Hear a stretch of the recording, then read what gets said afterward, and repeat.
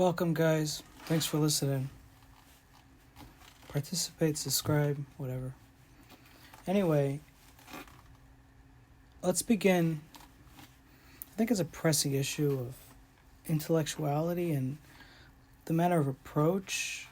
Something that was naturally supposed in colleges and universities for centuries, especially the Islamic tradition, but as well in the Western, of like the approach towards intellectuality, because it's almost as important as the content, the knowledge, and whatnot, because we're going to see why, but mostly because it lacks the disciplined performance that finalizes and actualizes to a practical solution and finally to the real world, as it were.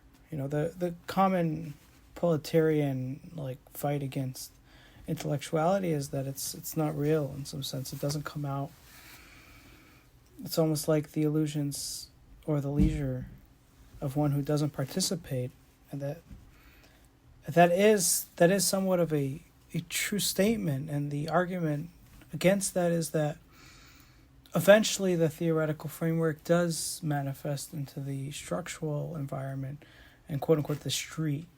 It reaches the street eventually, and if the theoretical framework or the intellectual pursuit has no bearing on an eventual outcome, which, by the way, we cannot define, who's to know the future, that some wary mathematical formula will somehow become important. So it's not meant to be known, but it's definitely, we could create a cross-reference system between the two realms, one which would possibly have a practical manifestation, such as, let's say, the psychological department of universities. Like there is a true measure from there to general society, and then there's the lack of practicality. But the point of the matter is that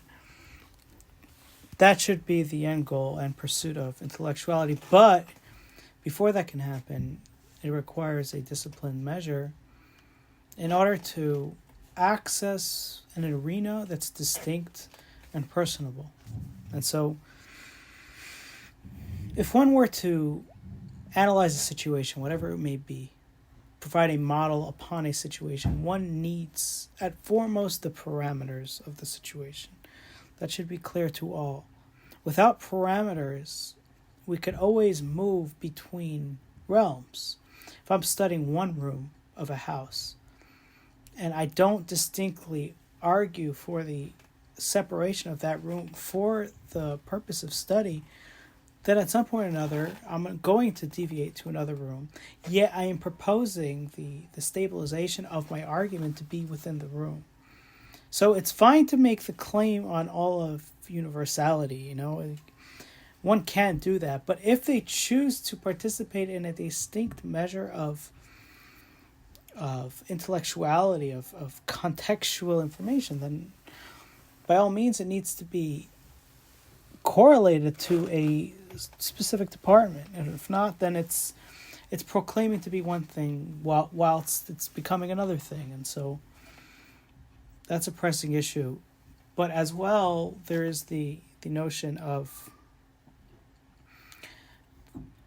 not only the discipline nature, but also the recognition of when and where to suppose the input to broader spectrums, right? If you're studying the room and you remain studying the room at all times to a point where you're never leaving the study of that room, then it has no benefit on the bearing of the house, the bearing of the structure, the bearing of any purpose that is beyond the intrinsic state of whatever you're studying. And so it's like the Greek extremism of knowledge, where, you know, knowledge is for the sake of itself, but more so that knowledge in itself is immortal, but also because it's immortal, it's like a rock. It's like it loses its personable value and thus its practical value. And so without that practical ability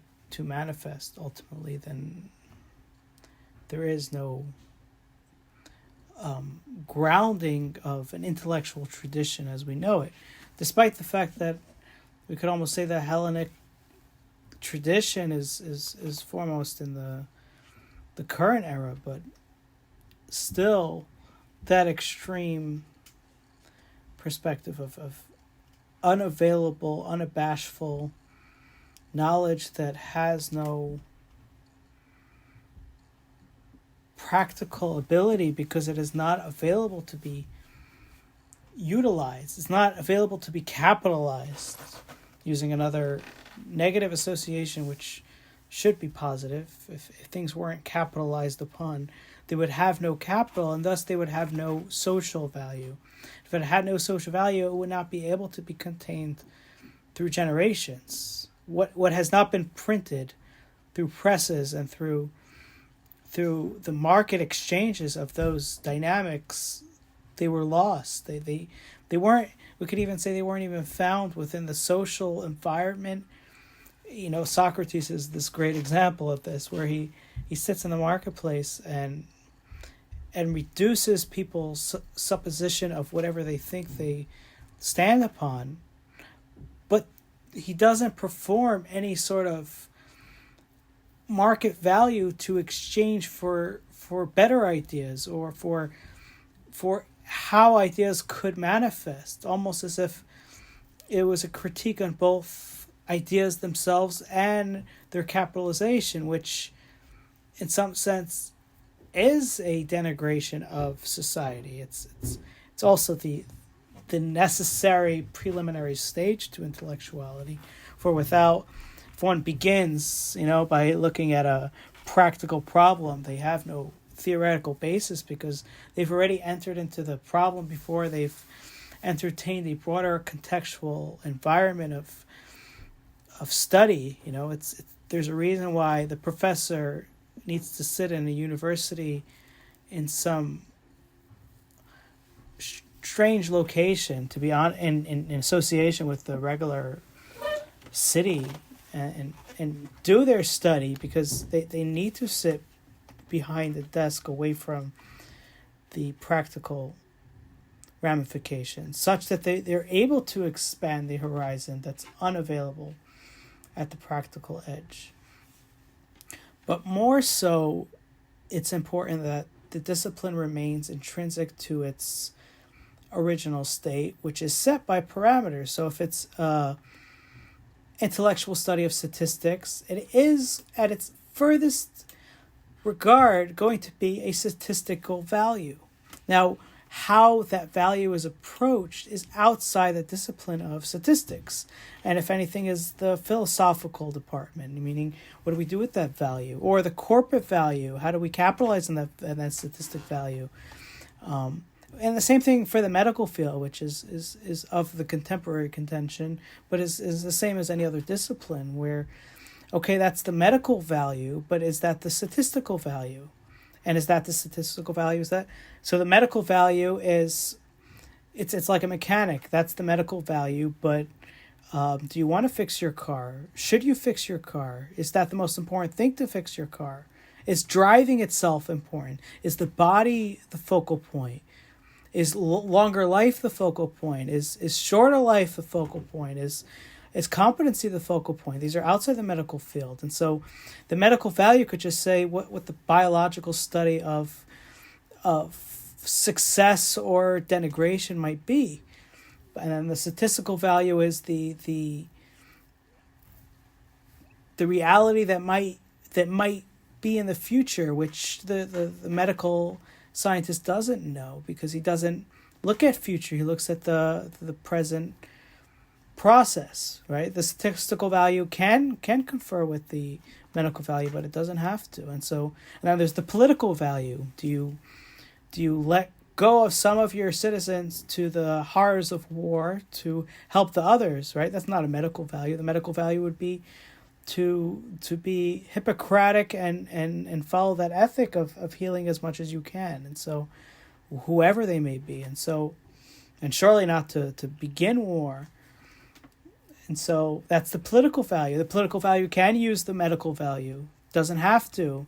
It can confer with it. It doesn't have to. And so each of these disciplines are distinct for their roles, right? Prudency is a political value, right? Prudency is not a medical value. Prudency is a good trait for a manager. It is terrible for a skilled worker. So knowledge is great for a theorizer. It's terrible for one who needs to practically follow an implication, because the knowledge is just a distraction from it. And so intellectuality itself is first the study of what parameters you've set forth and what is negotiable in this discussion and what is not negotiable. What is not negotiable is outside the room. What is negotiable is within the room. Of course, there is going to be the discussion of when and where the professor must go back to the city and figure out how to apply his methods, or see where his methods have gone wrong, or make sure he's aligned initially of the data, and so on and so forth. And so that's an important study, and I really hope it's a pressing issue. It's almost like every other intellectual argument consists of a lack of distinct parameters, and so there's almost no available negotiation, because how could you negotiate a universal supposition that somehow planks itself at a specific position all the while? It's just it's a contradiction of terms. It's a contradiction of study, and so there is no negotiation other than the quietness and humility that they might purport some important aspect that has no logical sequence. And so it should be furthered.